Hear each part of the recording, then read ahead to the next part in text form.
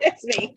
Okay, so let's get started for the 2021 Ready Set Spring Summit, and let's get started now. So we have 4 wonderful presenters this year who are going to be bringing you new and fresh ideas to help you with your career in 2022.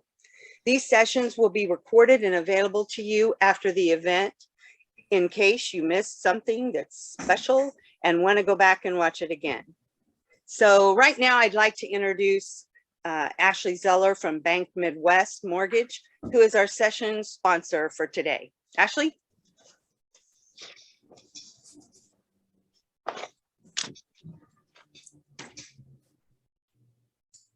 Poor Ashley, she might. Oh, need to have you unmute, Ashley. Technology. Yeah, there we go. Hi, everyone. I'm Ashley Zeller with Bank Midwest Mortgage, national lender and today's sponsor for this morning. I would like to introduce Ms. Chandra Hall. Hopefully I said that right. She is a third-generation realtor broker from Colorado Springs. She earned her MBA in 2000 and is a certified CRS instructor, as well as a certified Master Ninja instructor. She has presented in every state in the nation by providing top insights and guidance to companies and individuals who are committed to peak performance. We'll turn the mic over to her and let her begin. Thank you so much, Ashley. Can everybody hear me okay? Rob, are you hearing me? And yes. I see nods, and you're seeing the correct screen? Yes. Everybody, great, wonderful. Well, I'm just so thrilled and honored to be here with you all today for the summit. And, you know, as Ashley mentioned, I have been licensed 25 years. I've got a bunch of initials after my name, like many of you do as well. And I do serve buyers and sellers in the Colorado Springs marketplace. So I'm still a practicing realtor, just like obviously most of you. And of course, welcome to our affiliates who are on the Zoom as well. I do some work on the new home side as well, developing, building, that kind of stuff. Learned that from my dad. And I am that third generation realtor. I found this old picture of my grandma, scanned it in here. So that was kind of fun. I mean, like, what is that thing sitting next to her, right? Like, what is that? What is she holding? So different back in the early 80s than it is now. But one thing that you might not know about me is, and I know this is a little scary, there are 2 of me. This is me and my identical twin sister, Tamara, our little 70s doublemint outfits there. I have to tell you, we never made the doublemint gum commercial, I'm sad to report, but we were on Romper Room. Does anybody remember Romper Room back in the day? Yeah, so there you go. And for my technology lovers on the call, the tech side of twins, of course, is copy and paste. And you know, my parents, just like a lot of parents of twins and multiples, they dressed us alike. I mean, we had the same hair, the same clothes, you know, all of that. Sometimes we'd have different colors. And then they came up with a system where they did same everything and different colored shoes so people could tell us apart. Now, I'm in the red shoes, she's in the blue, but the reason that I share this with you is growing up as an identical twin, for me, it was kind of hard to have my own identity. You know, I mean, obviously I share the DNA with someone, and I always like to think of sharing DNA is all about discovering your distinct natural abilities. Because the truth is, whether you know you were a twin or had that experience or not, being a realtor today is very similar because people just tend to lump us all together with all of the other realtors that they know. You know, I mean, the hardest part, I think, for all of us is really finding our own identity in the profession. And you don't have to be like everyone else, of course, to be successful. In fact, the most wonderful gift that all of us can bring to people is to be your authentic self. So here's the challenge, though. You know, each person knows 12 realtors, and we're always asking ourselves, well, how do we become that realtor of choice? And NAR tracks that number every year. The last couple of years, it's been 12. Before that, it was 10. So obviously the number is increasing. But I want to share with you just some insights in our first session this morning about how we can be our best selves. And it really starts with understanding ourselves so that we can be the best we can for other people. And it's really built on 3 success keys. As you heard Ashley mention, I am a ninja selling instructor. And I know some people are familiar with ninja who are listening today. And that is the best selling comprehensive system that I've seen. And it's an honor to be able to go around the country and teach that. But it's really built on 3 success keys. And we're going to break down each of these today in the first session. The first one is your mindset. You know, when it comes to our mindset, it's all about our focus. How do we control our emotional energy and focus?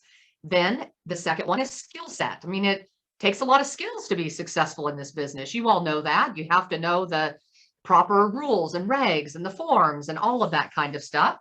And the third, of course, are your daily actions. So the things that you and I do or don't do on a daily basis obviously give us the results in our business. Now, if you had to guess, and I'd love for you just to type your answer into chat, if you had to say which one do you think is most important, they're all important, of course, but which one would you say is the most important out of all three of these? I'd love to see your answer. Just type it in the chat. Thank you, Michelle. Okay, Michelle says mindset. Great. I see a lot of mindsets. Great, Beth, Josh, thank you. Good. Okay, we had a couple of actions. Awesome. Mindset. You can learn the rest. Love it. Thank you. I would agree that the majority of people are saying mindset, and we've actually found that to be true, because here's what we've discovered. If you and I have amazing skills, you know, if we're great with working with buyers and sellers, maybe we're even great at generating the business and doing all of that, and maybe we take the right actions on a daily basis. The challenge is, if we don't have the right mindset, what we have discovered is it's not sustainable. Right? So it's not sustainable if we don't have the right mindset. That's why so many people in our industry experience burnout, because people can be really good about the skill set and the actions and do everything there is and all the stuff and get the business. But unfortunately, people will head for burnout if they don't have the right mindset. So that's where we're going to start, your mindset. Now, I know you've all heard the old nature versus nurture conversation. And the really important thing about that, if a lot of you are readers, there's a great book out there called Mindset. It's written by a gal named Dr. Carol Dweck. But in the book, she talks about the difference between a fixed mindset and a growth mindset. Now, for us, basically what all of her science and all of the studies mean to us on a daily basis is you and I have two choices in every moment. You know, are we choosing to be in a good mood or a bad mood? Or are we choosing to be a problem solver or a victim? Now, if you've studied anything around Ninja, you know that at Ninja, we call that be a player or be a victim. But it's the bottom line is it's a choice. And you've all experienced it just like I have. You've all seen it in other people just like I have. You know, when someone has a really tough day and maybe they choose to all of a sudden carry that experience throughout the entire day. Well, we would say, you know, they're being a victim about it. Now, it's not about a bad being bad or good, right? It's not about that. And it's certainly not about seeing everything just through rose-colored glasses and pretending everything is Pollyanna and it's all okay. It's not about that either. It's just recognizing that there is power in the choice. There's power in the choice. So I would suggest everybody where all of this starts with our mindset. When you find yourself, you know, saying things like, well, you know, I don't want to do this, or I'm not good at this, or, you know, this just isn't my strength. This isn't, I was just born this way. Well, please keep in mind that kind of self-talk and language is coming from a fixed mindset. That's the victim part, as opposed to a growth mindset or choosing to be a player. Now, here's the reality. We're all going to go there. Guys, we're all going to fall on the victim side, right? We all have our moments. We all have tough life circumstances. I mean, we all have it. The key for us, though, is to have some strategies to pull yourself out of that. That's really where it starts, is understanding that it is a choice, that we don't have to be a victim of even the toughest life circumstances. So one of the things that I've done that's worked really well, I wanted to share in case it could help someone else. When I find myself in that kind of fixed mindset or that victim mentality, I will give myself a victim party. So I literally set the timer on my iPhone for 15 minutes, and then I get to be a victim for 15 minutes. You know, I oftentimes I'll call my twin sister or a couple of other my best girlfriends. I'll talk to them about how terrible it is. You know, I'll yell, curse, scream, you know, whatever it is I want to do. And when that timer goes off, everyone, it's my mental cue to say, oh, okay, I'm done being a victim. You know, it's time now to be a player. Like, let me, you know, get back into it. And I think for all of us, we have to have those strategies. first of all, self-awareness obviously is the key. I mean, just recognizing that it's a choice so that when you find yourself in those negative spaces, you can come up with the strategy that works best for you. You know, another really great strategy, one of my realtor friends here in Colorado, one of the things that she does is she always focuses on gratitude, because even in the toughest life circumstance, there's always something to be grateful for. You know, we all have many things to be grateful for. For some people, it's exercise. For some people, it's listening to music. For some people, it's calling a friend. I mean, I'm just going to encourage you to come up with what your strategy is. So it's really all about focusing on what you can do versus what you can't do. So when we hear that little voice saying things like, oh gosh, you know, it's so tough right now. This is a tough market. There's really not a lot of inventory, or it's so hard to get clients. That little voice, everyone, that's your victim voice. And you want to just thank that voice for sharing, and you want to shift your focus to what you can do and what you want versus what you don't want. And certainly what you have versus what you've lost or what you've missed out on. You know, we've all had a client interaction that maybe didn't go as well as we planned, or maybe we thought we were going to get a listing and then it didn't come to fruition. I mean, we've all been there, but we want to make sure that we understand it's a choice. And let's talk a little bit about the science behind this, because I know some people will certainly appreciate the science. It starts with what's called the RAS, or the reticular activating system. Now, every single one of us has one. It's about the size of our pinky. It sits at the base of our brainstem. We all have one. And here's what we know from a scientific perspective. It is our brain's focus and filtering device. And in fact, it has two pathways: what we want, value, and love, or what we don't want, what we fear, or what we consider a threat. Now, the good thing to know about the science is it can only be on one pathway at a time. So that's why, everyone, when we find ourselves kind of focused on what we don't want or what we're afraid of, oh, I'm afraid to, you know, call up my people. I've been so out of touch, and they're going to think I'm lame, or, you know, they're going to think I'm terrible that I sold them a house 4 years ago and I haven't talked to them since. When we start focusing on that, that's fear driving the show. And really what there is to do is just shift our focus. You will be amazed, everybody, when you shift your focus to what you want, what you value, what you love, the fear will just go away. Some of you may have read some of Covey's work. If you've read some of his books, you know that he talks about the 3 circles of life. And so many people statistically focus on the outer circle, and that is called the circle of concern. And look, we all have concerns. I mean, we're not, again, pretending that we're not having concerns or that everything is so amazing, but we don't want to spend the majority of our time there. Unfortunately, the majority of the population spends too much time there, but that's the circle of concern. The inner circle from that is the circle of influence. Now, we all hope that we have some influence. We hope we have influence over our spouse or partner, over our children, or even over our clients to a certain degree. So the circle of influence is certainly better than the circle of concern, but where we really want to focus is the circle of control. That's the inner circle. And what we've seen time and time and time again, great realtors who really have an amazing business and an amazing personal life, their focus is on their circle of control. So we just focus on what we can control, and we learn to let go of, some of the rest of that stuff. Again, not that we don't care, but we just learn to shift our focus to what we can control. Now, I'm curious, I know that some of you have heard the phrase, what you focus on expands, but I'm wondering how many of you have had some exposure to ninja selling? If you'll just write a yes or no in the chat box, I'd love to see. Maybe you've heard of it, maybe you've taken what we call an installation, maybe you've read the book. So just a yes or no in the chat box will kind of let me get a feel for who's familiar with it, who isn't. We've got kind of a mix so far, somewhat. Okay, great, Aaron, thank you. Oh, Rob's taken it. Okay, great. All right, well, thank you for that. Okay, some people have heard of it and some people have some familiarity with it. Wonderful. Well, thank you for sharing that.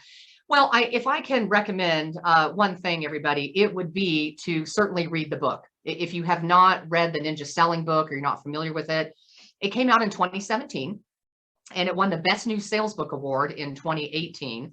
And people who have read it really are huge fans because it really is life-changing. And the system is in the book. Now, we do have, some people were saying, oh, I've taken it and whatnot. There's a 4-day course that people can take. It's called a Ninja Installation, but you certainly, can start by reading the book. And the reason that I bring it up is because it is the best. I mean, I've been in this business 25 years, and I was in the business about 7 or 8 years before I was introduced to Ninja and, met Larry Kendall, the good creator, and so on. And I can tell you, hands down, of all the things that I've seen and studied, and, I've had the opportunity to work with realtors all over this nation, it is the best tried, true, proven system that has been around for over 4 decades. So I would highly encourage you to read it. But one of the things that I want to share with you out of that system is to consider doing an affirmation. If you're not doing this, everybody, will be a total game changer for you. And an affirmation, a lot of you are probably familiar with the concept, and it's simply a statement that's done in present tense, first person. And for a lot of us, it usually starts with our income that we want to earn in real estate by serving buyers and sellers. So for example, you might write, I enjoy earning $200,000 a year, or whatever your number is. I mean, I'm just making that number up. But what we do in terms of the system and what we know works from the science is we write that affirmation 25 times a day. Now, I know for some people are like, oh my gosh, that sounds a little grueling. Let me tell you, it takes 7 to 8 minutes to do. And the reason it's so important is because it will help reprogram that non-conscious part of your brain. If you've ever wanted to make more money in real estate than you've ever known someone else to make, or maybe anybody in your family has ever made, what happens is there's a program running in your brain related to money. And a lot of us need some reprogramming around that. So really, part of knowing yourself and knowing your own control over your mindset, one of the best tools you can do, everybody, is do a daily affirmation. Now, I won't go any deeper in it than that, but of course, you're going to have my contact information. If you have questions offline or you want to talk more about it, you can certainly reach out to me. But just know and trust the process that it absolutely works. We had a guy, Steve Jones, he was really not a huge believer in affirmations at all, because in fact, he thought it was kind of silly. And he's like, oh my gosh, why am I doing this? But he had heard people do it and had success. So he decided, well, I'm going to do this. So his very first year as a rookie, he decided that he was going to write that I want to do 24 transactions my first year. And what was amazing is he wrote that statement day in, day out. He did it. He visualized it. He felt it. And by the way, everybody, he was brand new in real estate. I mean, just got his license, had never done real estate, certainly had never made the amount of money that would come from serving 24 buyers and sellers, but he did it. First year in the business, 24 transactions. The second year, he decided that he was going to double his goal. So he wrote it every day in his affirmations. I enjoy doing 48 transactions a year. And he did it, everyone. So I just want to encourage you, if you have not embraced the practice of affirmations, I would highly encourage you to do it. It's really not hippie voodoo. I mean, at first, when I heard this, I thought, what is this hippie voodoo nonsense? Like, I don't get this. But what I realized when I studied more about the neuroscience, how our brains work, is it really is the reprogramming of the non-conscious part of our brain. And that's really, really critical to our success. That's where it all starts, everybody, with your mindset. All right, well, let's talk a little bit about your skill set and your daily actions. When it comes to skill set, again, I'm going to encourage all of us to remember, some of us have things that come more naturally to us, like some of us were maybe better at art than we were at math or English or whatever that may be. But remember, because you all have a growth mindset and not a fixed mindset, we know that we can get better with hard work. So yes, some things come more naturally to some than others, but it's not about that you can't do it. It's about really understanding yourself and your strengths. So if you are willing to read another book, I know I mentioned Ninja Selling as one, but if you're willing to read another book, everybody, there's a book by Gretchen Rubin called Better Than Before. And I love this book. She talks about, in her original work, about making and breaking habits and, things that you want to do in your life and so on. And then she wrote about a concept called the 4 tendencies. And the 4 tendencies is really an opportunity for you and me to take a short little quiz. You can see it. I mean, check it out online. You'll be able to see it and do it if you want. But what it does is it gives you an idea of what your natural tendency is. So, for example, I put a screenshot here of the 4 tendencies, and I won't go real deep into all these, but I want you to understand the power if you do choose to go do this for yourself. So there's an upholder, which is someone who really is doing what others expect of me and what I expect from myself. For some people, that comes very natural. For some people, they're called a questioner. I do what I think is best according to my judgment. If it doesn't make sense, I won't do it. For some, they are an obliger. I do what I have to do. I don't want to let others down, but I may let myself down. And then finally, there's the rebel. I do what I want in my own way. If you try to make me do something, even if I try to make myself do something, I'm less likely to do it. So all of us fall into one of those most predominantly. Now, not that we're not a mix of all of those, everybody, but I would encourage you to consider go and take that. For example, for myself, when I took this several years ago, when I was first introduced to it, what I discovered is that I am an obliger. So I will do what I have to do. I will do anything that other people need from me. You know, I don't let my clients down. I don't let my friends down. But when it comes to letting myself down, I have a tendency to do that. You know, not keep commitments to myself, not do things that I want to do for myself. So what that told me is I need to get some help, some outside help. And so what I did is, for an example, I hired an assistant because, you know, I don't like to do database entry and some of the administrative tasks and so on. The other thing I did was I hired a personal trainer because I wasn't really great at just going to the gym and putting my health as a priority and doing all of that.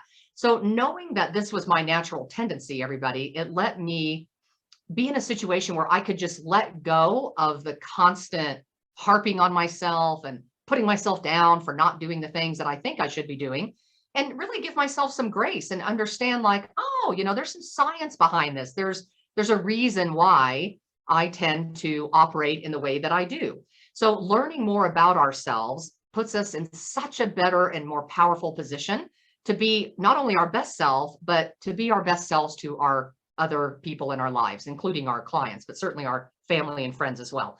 So I would encourage you, go to GretchenRubin.com, everybody, and take the 4 tendencies quiz. I think it will give you some great insight and give you some things that can really make a difference in your life. It certainly did in mine. Because here's what we know. People will change for 2 reasons and 2 reasons only. They will change something in their life to avoid pain, right? So they have a pain point and they want to get rid of it. So they'll do it to avoid pain, or they'll do something in their life because they want to gain pleasure, some sort of pleasure. You know, science shows that the stronger motivator is pain. People will do more to avoid pain than they will to gain pleasure. So it's really important for us to know individually where we come from, what our tendencies are, and that's a really great tool based on science to help give us some really easy insights of things that you could incorporate right away, just like I was able to. Now, here's the thing to remember too, everyone. Life is way too short to focus on your weaknesses. You know, a lot of people will tend to get caught up in their weaknesses and say, oh, I got to get better at this, or I really should do a better job of that. Well, for me, it's really focus more on your strengths. You know, we all have our greatest strengths. In fact, I would invite you to consider, what are your 5 greatest strengths? And the best way to think about this is if someone were to ask a good friend or maybe one of your clients who just adores you, if they were to ask them, you know, what is so-and-so really good at? It would be those things. You know, we all have our greatest strengths and we all have our challenges as well. But here's what we know about human beings in general. They all want to be affirmed, validated, and appreciated. And not only does this happen for you as an individual, it's for your family members, your spouse, your kids, whoever that is in your life, and even our clients, everyone that we serve, our buyers and sellers. As some of you may have heard the term emotional love tank. And the emotional love tank, when that need is met for people, it is amazing how they show up in life. Now, first of all, you need to understand the concept yourself, and you need to make sure that your emotional love tank is full, everyone. So it starts there. But I'm curious if anybody has read or studied anything around the 5 love languages. So just let me know in the chat. You've read the book or you're not familiar with it. Just a yes or no would be amazing. I'm curious how many people are familiar with this and how many are not. Okay, we have a few never heard of it. We have some yeses, some nos. Oh, okay, great. We've got kind of a mix here. I mean, not that I am counting exactly the numbers, but just seeing that visual. Thank you for doing that, everybody. That gives me a feel for where everybody's at on this. Well, I have to tell you, I was so grateful to a great friend of mine and fellow CRS instructor. Her name is Jackie Leavenworth. Some of you know her. Maybe you've taken a class from her. But she introduced this to me years and years ago, and it was really powerful. And I want to share it with you and or remind those of you who are familiar with it in case, you know, it's kind of been fallen, in case it's been put on the back burner, so to speak. But the concept is this. It comes from a gentleman named Dr. Gary Chapman. He was a counselor by trade, still is, and he counseled a lot of couples.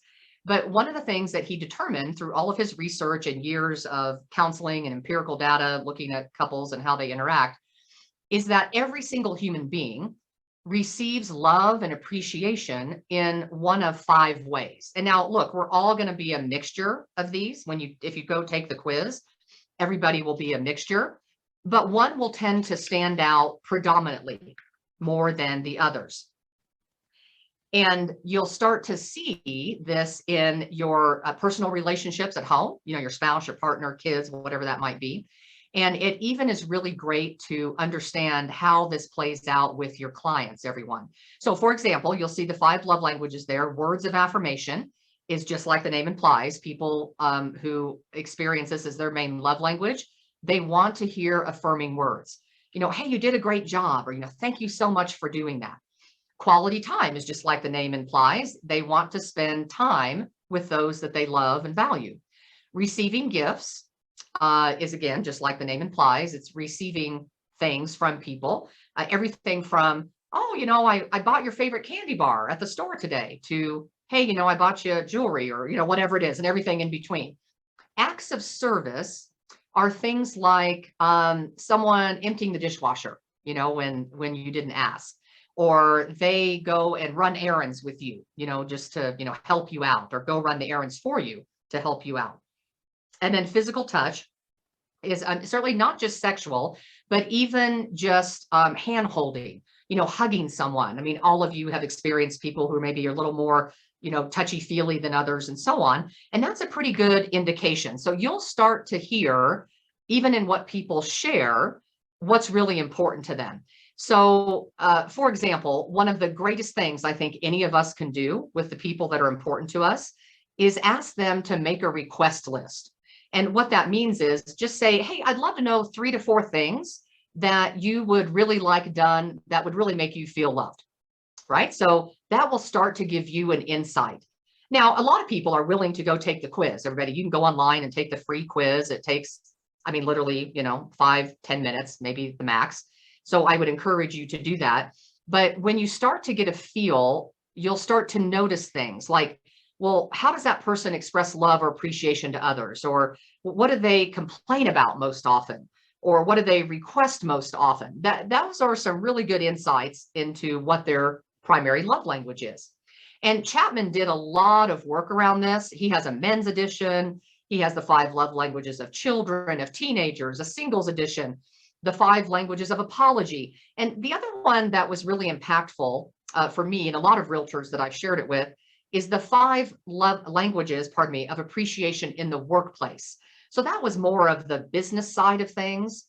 So you can go online and take the free quiz, 5lovelanguages.com, and it will tell you your love language, and that's a great place to start. And just recognize that your love language is what you tend to do naturally for others.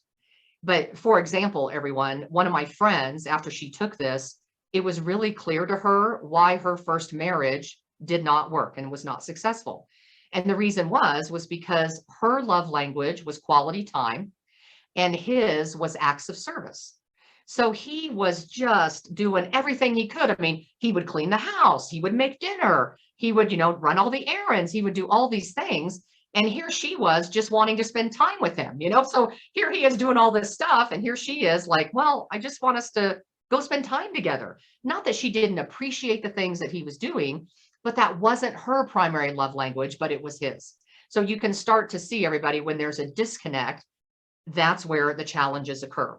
And what I did is I studied a little bit more about the appreciation at work piece that Chapman wrote with another gentleman named Dr. White. He's originally from Kansas, funny enough. And he did a whole study on how you can use this with people in a professional setting, people you work with, colleagues, etc. So I started to adapt this to my clients.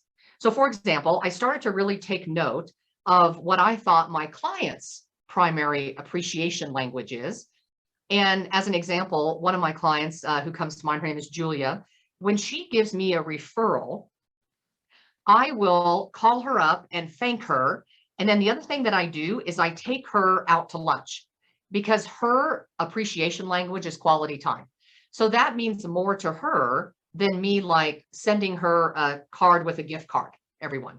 So when you start to know what's most valuable to people, it really helps develop and deepen your relationships. But again, everybody, it all starts with knowing yourself. So I would encourage you, find out what yours is first, because that's going to be your natural tendency. And once you know what your natural tendency is, then you can start to identify what others are and choose to make that part of your business as well. And I know some of you have certainly studied or taken the DISC profile system. I think that's another really important one for us to be aware of. If you haven't taken it, I would highly encourage you to go and take that, because again, knowing yourself is the first step, and then it allows you to be the best realtor that you can be to others and the best person that you can be to others in your life. So for example, and I know a lot of you maybe have studied some of this, but when you look at the four main quadrants, it's very telling, and it comes out in people's behavior and even their vernacular, things that they will say. But to be the best realtor that you and I can be for people, we want to be more customer centric. In fact, one of the principles that we talk about, if you've studied anything with ninja selling, you know that we're all about being customer centric, which means it's all about them. It's not about us. So in order to do that, we have to understand the four main personalities. And again, all of us are a blend, but there's going to be one that tends to be more prominent. And not only is that true for us, but it's also true for the people in our lives as well as the clients that we serve. So for example, let's just kind of go through a few. We'll take a little quiz here. What style would best fit someone who is all about getting involved? Anybody have a guess? I can see a couple of people's mouths moving. Yeah, it's the I. And so it's what DISC calls I.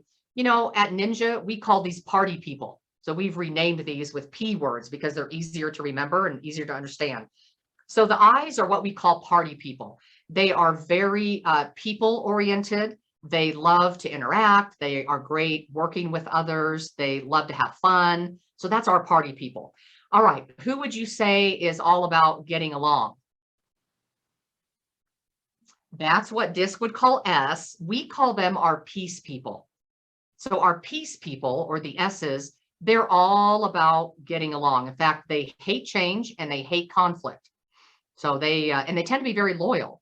Now, the people who are all about getting it done, Erin is going to be able to relate to this. I see she typed in there. She says, I'm a D. That's all about getting it done, right? In fact, you'll even hear people who are D's, or what we call power people. Power people will even say things like, well, the bottom line is this, or, hey, let's just get to the point, or whatever. So you'll even hear it start to come out in their vernacular. Now, the people that always want to get it right, these are what DISC calls C, and we call these perfection people. Now, the perfection people, everyone, think about this. If you have a client who is a C or perfection personality, are you going to need to provide them a lot of data? Absolutely. I mean, these are the people that love the data. They love the numbers. They love the spreadsheet. And if we're not providing that, we're not being as customer centric as we could be. So that's our perfection people, what DISC calls C. Our peace people, DISC calls those S, we call them peace. The power people are D's, and the party people are I's. So if you haven't taken this quiz, everybody, I would highly encourage you to go online and take it. There's lots of ways that you can take it for free. Tony Robbins has a great one on his website. You can go check that out at tonyrobbins.com. But again, this is really important because if you and I can increase our skill set in the area of personal and human behavior, then it will allow us to develop and deepen our relationships with people.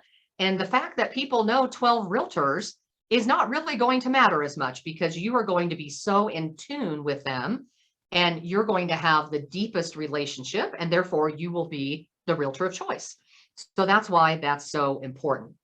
All right, so let's finish our success keys then. We talked about mindset. We talked a little bit about skill set. Let's talk about your daily actions. Now, everybody, when it comes to your daily actions, one of the things that I think a lot of us struggle with, I know certainly I do, is time management. You know, we're always talking about time management. We hear about time management. And, you know, what's interesting about time management is there's lots of laws out there, and you've probably heard a lot of them. I know probably a lot of you have heard of the Pareto principle. That's the old 80-20 rule. You know, it plays out in so many aspects of our lives. Like if you look at the realtors who make the most money in real estate, well, it's 20% of licensed realtors are making 80% of the income in real estate. It applies to things like your clothes. Do you know that you wear 20% of your clothes 80% of the time? It applies to things like carpet in a house. You've all seen this. You've been in a million houses. The carpet in the house, you know, the old 80-20 rule applies, that 20% of your carpet gets 80% of the wear, right? So the 80-20 rule applies in most everything. Well, here's the thing for us in real estate. When it comes to the 80-20 rule, I'd like you to think about what we like to call the vital few, meaning, well, what are the vital few activities that I should be doing that will give me the biggest return on my investment? Because everybody, the problem is when you start looking at that 20% of what you do really does bring you 80% of your results. The problem is too many of us get caught up in what's not the vital few. For example, we're going through our email and before we know it, we've clicked through. Now we're on Facebook. Then an hour later, we're now watching cat videos on YouTube, right? I mean, we've all been there. So you have to have a system in order to help avoid some of the distractions that are just out there and ever present for all of us. So really, the vital few for us is not like getting on Canva and spending 2 hours creating some little graphic so that you can post it on Facebook or Instagram or whatever, because that's really not what we would consider the vital few. For us, the vital few are being in touch with your clients. It's being in touch with them, reaching out to them. If you studied Ninja, you would know that there's a term we use called be in flow with them. In fact, everyone, I just want to share with you, flow will fix everything. And when it comes to flow, that's what we would call the vital few. So just for those of you who are not familiar with Ninja, I know we had a lot of people who were not as super familiar. But when it comes to flow, what flow is all about is frequency of interaction. So, you know, I was certainly guilty of this, everybody. When I first, early on in my career, well, I'm going to say for the first like 7 years, I was very transaction focused. You know, I would close on a deal and I would say, okay, great. Well, where's my next deal? And I'd go searching for the next deal. The problem is what I've realized now, and what I really missed the boat on early in my career, is that wasn't the best use of my time. And that wasn't the best mindset to have. Really, what's best is to have a mindset of relationship and referral. So the truth is, everyone, when you can start to understand the Pareto principle and the 80-20, if you focus the majority of your time on building and deepening relationships with people, I promise you the business will happen. So again, at Ninja, we would call that flow. And just so that everybody's clear, there's really 2 types of flow. There's what we call live flow, and the other one is auto flow. So live flow, just like the name implies, it's being live with people, calling people on the phone, taking them out to lunch, meeting people at happy hour, you know, whatever that might look like. The auto flow is you and I sending something to people that they would consider valuable. a few times a month, right? Sending them items of value a few times a month. So for example, a lot of us have in our companies access to a real estate newsletter. So that would be an example. Setting that up is absolutely focusing on the vital few, getting that stuff set up and going out and rocking and rolling with that. There is a company, it started here in Colorado. You guys will have to look it up. I don't know if they're in your part of Kansas yet or not, but it's a company called Boomerang. If you look at boomerangdm.com, boomerangdirectmarketing.com, boomerangdm.com, a lot of us use that as one of our auto flow items. This company will go and secure an offer with a local business that's always like a buy one, get one free. So for example, they will put together a postcard, like a buy one, get one free pizza, you know, at a local pizzeria. And then I just upload my database list to their system, and they will print and send that postcard to all my people once a month, right? There's a new offer, obviously, every month. But that's where we can really be focused on the vital few, everyone. If you and I can get in more flow with people, we're going to not experience the real estate roller coaster that a lot of us have experienced, where you have a lot of deals and you're so busy, but then that business closes and you're wondering, oh my gosh, you know, how am I going to get my next deal? And where's the business going to come from? And so on. I promise you, if you do what I'm sharing with you, it will absolutely take away the real estate roller coaster if you will be in flow with your people. That's what's really critical. So those are a couple of ideas with the auto flow piece. And the live flow is where you're literally going to call people up, as you're going to call people up and talk to them. And we're not calling people up and asking them, hey, you know, do you know anybody who wants to buy or sell real estate? We're clearly not doing that. We're calling them up and asking them about their lives, because that's really what it's about. And that's what sets the people apart who really become that realtor of choice, because our clients are really clear that we care about them and their lives. We're not just chasing the next transaction. All right, so that's the Pareto principle. McKinsey said 1 minute of planning saves 4 minutes in execution. So that's why it's really important for us to have a plan. Now, I know it comes naturally to some more so than others, but if you and I can have a plan and then execute the plan, we're going to be more successful. And I'll share with you an idea on that in just a moment. Parkinson's first law. He said, work expands to fill the time. And everyone, if you've ever wondered if that's really true or not, here's all you need to think about. Think about the last vacation you took. How much did you get done the day before you left? Right? It was amazing, right? I mean, you just accomplished all sorts of things. Well, why was that? Because you had a plan and you were focused, and then you just executed the plan. But you all know that work expands to fill the time. I mean, if I told myself, okay, I need to catch up on some email, and then I just sit down and start trying to do the email, well, before I know it, again, I'm 2 or 3 hours in and I'm distracted, and now I'm on YouTube or, you know, whatever I'm doing. And we know that work expands to fill the time. So I would suggest, if you're not using time blocking, please consider doing that. That is going to be such a game changer if you're not doing that.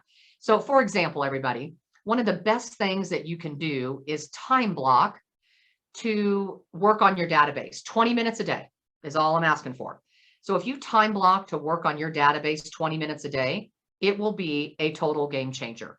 You know, the other thing that I time block for is to do my client calls, because if I didn't time block for it, everybody, I mean, look, I have the best of intentions, just like all of you do.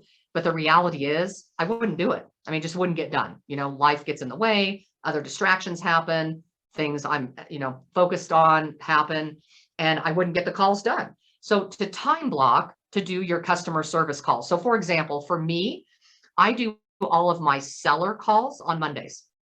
So I have a time block, a section of time, depending upon how many people I'm working with, you know, how long I think it will take. I do all my seller client calls on Mondays. Then on Wednesdays, I do my buyer calls. Now, I chose Monday and Wednesday, everybody, because it makes sense for me in my marketplace and my reality. Because on Mondays, I found it was a great time coming off the weekend. We'd have, you know, a lot of activity and so on. It'd be a great time to update sellers. Wednesdays tend to be great to connect with buyers, because in my marketplace, I know that a lot of inventory will hit the market, hit the MLS on Thursdays, with showings starting Friday, and then, you know, showings through the weekend and so forth. So Wednesdays tend to be a great day to connect with buyers.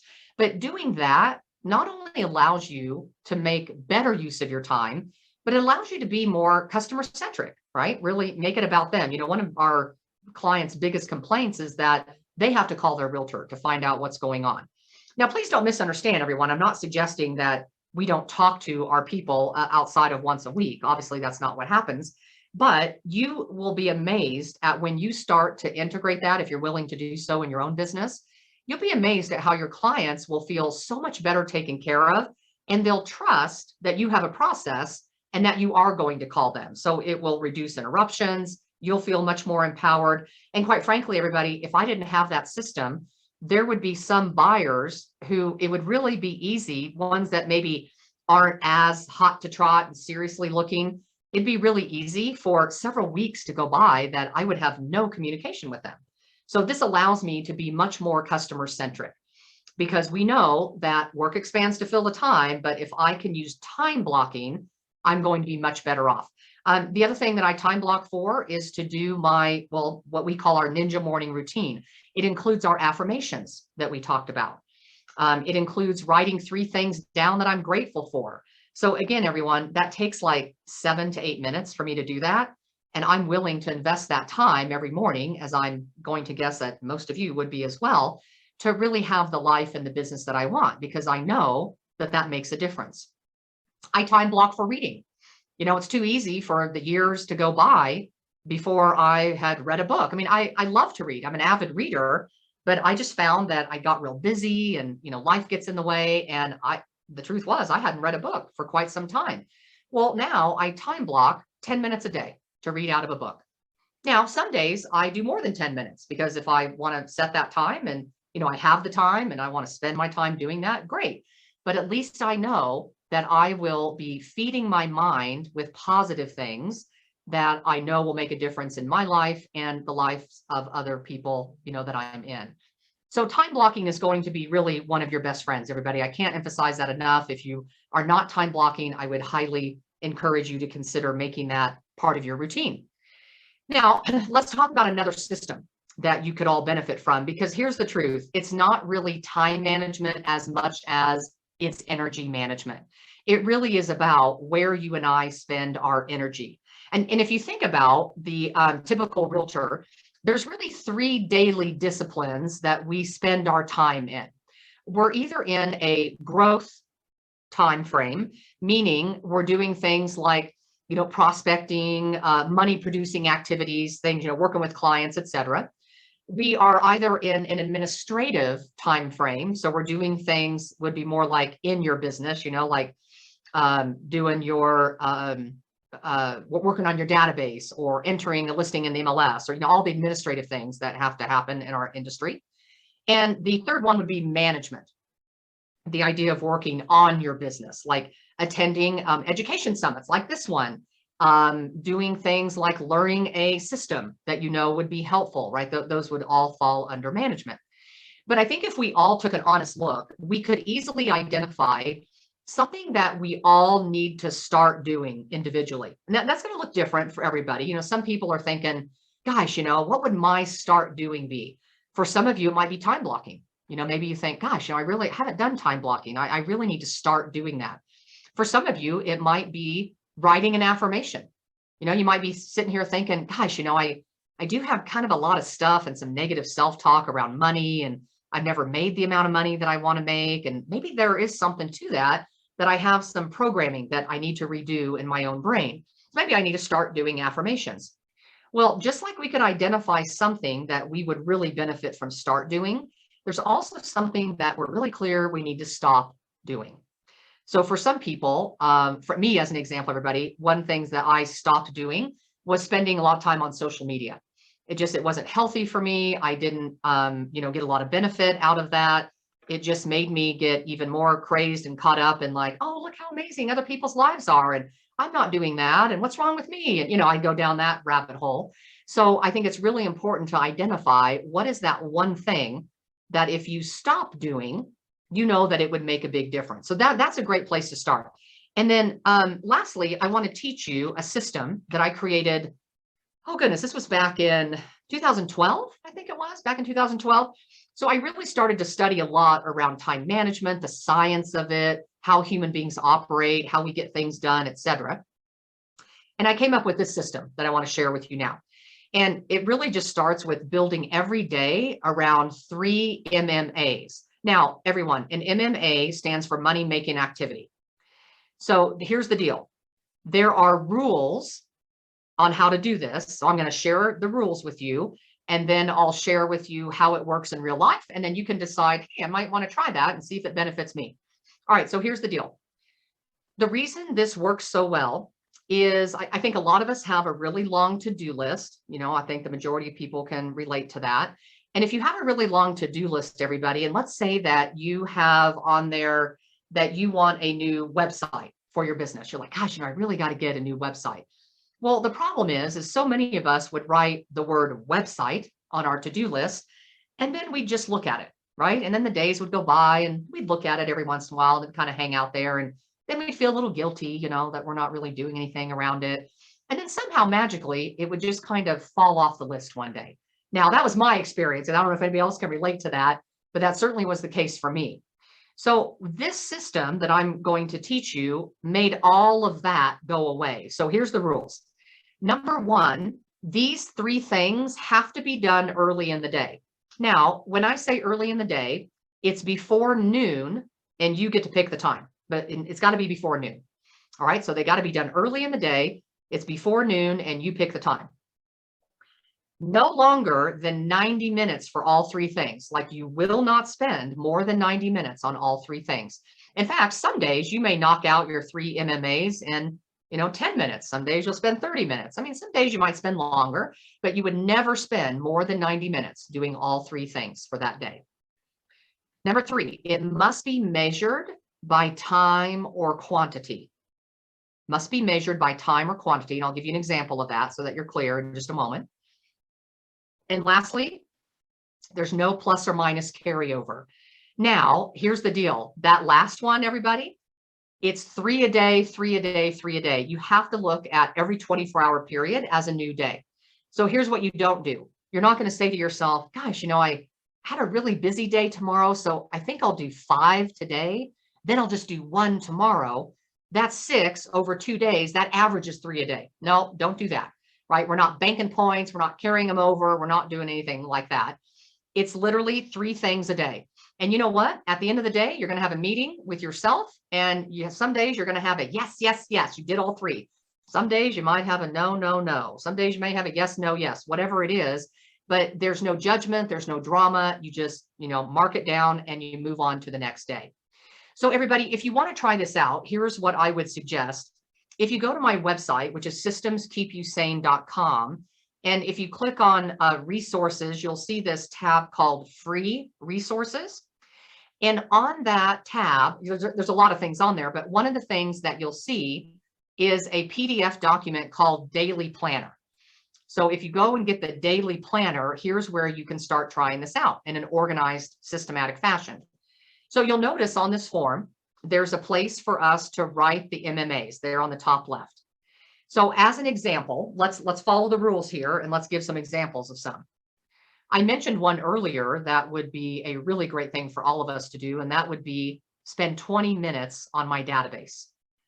Now, everyone, that is clearly something that would drive your business forward. Your database is your gold. I mean, it is your central nervous system of your business. And quite frankly, a lot of us don't give it the time and attention that we should. So notice how 20 minutes is measured by time, right? 20 minutes is measured by time. So that meets the rules. That's great. Here's what you don't want to do. Write things like work on my database. That is not helpful, everybody. When your brain hears that, it just freaks out, goes into overwhelm. And when you go into overwhelm, what do? Nothing, right? You just shut down and do nothing. So you want to make these MMAs almost laughable, I like to call it. Meaning when you read it, you're like, I can totally do that. Like, I can totally do that. That's not a big deal. So let's say you're one of those realtors like I was years ago, who has not done a great job of being in flow with their people live. meaning you sold someone a house and it literally has been, 4, 5, 6, 8, 10 years that you have not talked to these people. So if that's you, everybody, like a lot of us have been, an MMA that would be really beneficial is to call 2 past clients. Now, notice everyone, it doesn't say call 10 past clients. I mean, because when you start making those big numbers, your brain freaks out, you start to go into fear, and then you're just going to do nothing. So we want to make these laughable. So it's call 1 past client, call 2 past clients. You want to be able to read it and say, okay, yeah, I can totally do that. Okay. So make sure that you follow the rules if you're going to try this out, but I promise you it will be a game changer. Now you'll notice on the form, there's a spot to write some goals that are top of mind for you.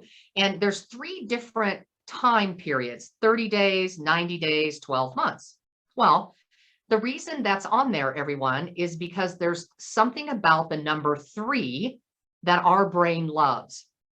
In fact, there's a great book out there called How We Decide, and it's all about how the brain works, left brain, right brain, all of that. But anyway, in the research, it talks about the fact that when you get above 5 to 9 variables of anything, like they've literally done the research and the science shows through the MRI that our brain physiologically goes under stress. So your brain loves the number 3, everyone. So use that to your advantage. That's why we focus on 3 goals in the next 30 days, 3 in the next 90 days, and 3 in the next 12 months. Now, you may have other goals. That's great. This just gives you an opportunity to prioritize things.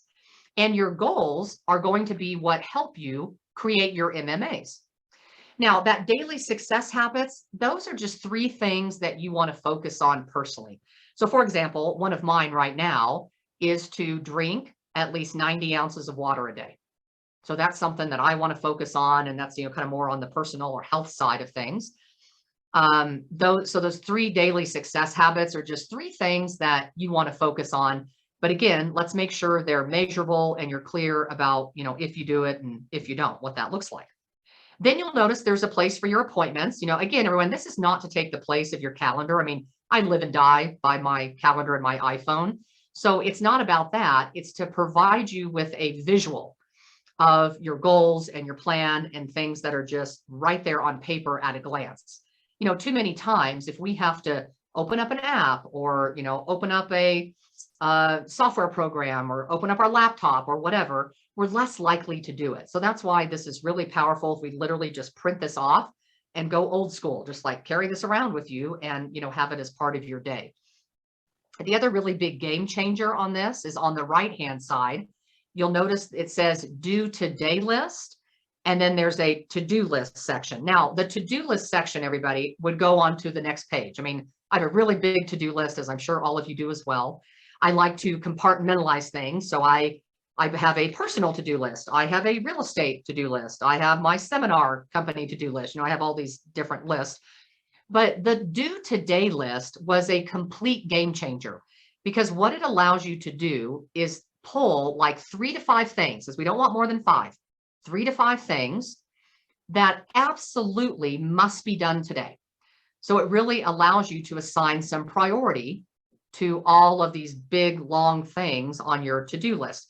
And it was such a game changer for me because my challenge was I would write things down like call so-and-so, like it was a new referral, or I needed to make sure I, called this appraiser or called this lender or whatever it was.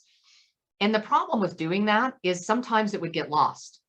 And I'm embarrassingly admitting to you all that there would be a day or 2 that would go by and then all of a sudden I would see it on my to-do list and think, oh my gosh, I totally forgot to call this person or whatever. So that due today list was a total game changer for me. It was a really simple way for me to assign some priority to my to-do list. So if you want to try it out, everybody, I would encourage you to do it.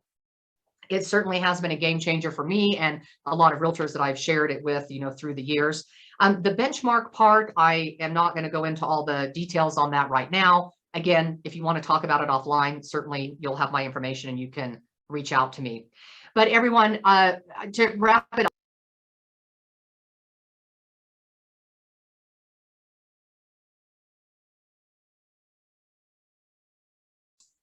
up, Dabari, or I'm sorry, Chandra, you've been muted accidentally. If you'd unmute. Sorry, guys, for some reason I got muted for some reason. Sorry about that. All right, so I'm back. So there's really 3 success keys to life, everyone. The first one is your mindset. So we talked a lot about mindset. We talked about understanding that we all have a choice every day, every moment. Am I going to be a player? Am I going to be a victim? Am I going to have a growth mindset, or am I going to have a fixed mindset? And we talked about the importance of knowing when you fall into that negative side or the victim mentality. Have some strategies to pull yourself out, right? That's what's really important, is to recognize that it's a choice, and your mindset is what sets the stage for everything in your life. So that's really powerful. We talked about reprogramming your non-conscious brain. A lot of you were willing to consider starting to write that financial affirmation on a daily basis. So you focus on one affirmation, you write it 25 times, you do that for 30 days. Now, at the end of 30 days, you get to ask yourself, do I feel like I need some more work on this, or do I want to pick a new affirmation? Well, for a lot of people, they need a lot of reprogramming. I certainly did, everybody, around money and wealth and success and all that. So a lot of people will continue with that financial affirmation for certainly months, even the first year after they start doing that. But the affirmation piece is a really powerful part of understanding how our mindset impacts our success, because it all starts with our mindset. Then we talked about skill set. So we talked about the different ways that you and I could start to get a little bit better handle on ourselves as individuals. And we talked about certain tools that we could use to do that, understanding people's personality, which starts with our own, understanding people's love language, which again starts with our own, helps us to be not only better for ourselves, but it's going to make us better in our most personal relationships, and certainly also with our clients. And then we talked about our daily actions. We talked about a few things that we could focus on that could be total game changers in our business. Things that are not hard to do, things that, if we just put a little energy and attention to, we could all absolutely start doing those and make a big difference. So we talked about some of the things regarding time blocking, things that successful realtors could time block for. And we talked about this idea of using that daily planner and giving some attention to what we call those 3 MMAs, and creating a do today list, assigning some priority to all of the items that all of us have written on a really long to-do list, and really just picking 3 to 5 things that we could really focus on and make sure that we get done that day. And if we do that, everybody, we're going to slowly move the needle towards our goals, which is what we want. Remember, it's the small compounded efforts that you and I take over time that will give us the results that we want, both in our personal and our professional life. So remember, everybody, the best gift that you can bring is yourself, right? Be you. Nobody does it better, right? So bring you, be your authentic self. And my hope is that you'll continue to make 2022 such a great year, both personally and professionally. Now, we'll take a break here in a moment, and then I'll queue up the next session. But I want to make sure that you have my contact information. So that's my email, chandra@chandrahall.com. That's my cell phone, the 719-339-5137. Feel free to call or text that number. If I'm, teaching or with a client or whatever, obviously I'll, listen to your message or get back to you. But my request is this, everybody: if you send me an email and you don't hear from me within 2 days, 48 hours, please call me. My worst fear is like, I never got your email, or it ended up in my junk mail and I didn't see it, or, it got buried in my inbox or whatever. So I want to make sure that you're taken care of. So I'm here to be a resource for you, happy to help you in any way I can, and certainly hope that you took some value out of our first session, and we'll take advantage of going and checking out a few of those things to really work on those 3 success keys: the mindset, the skill set, and the actions.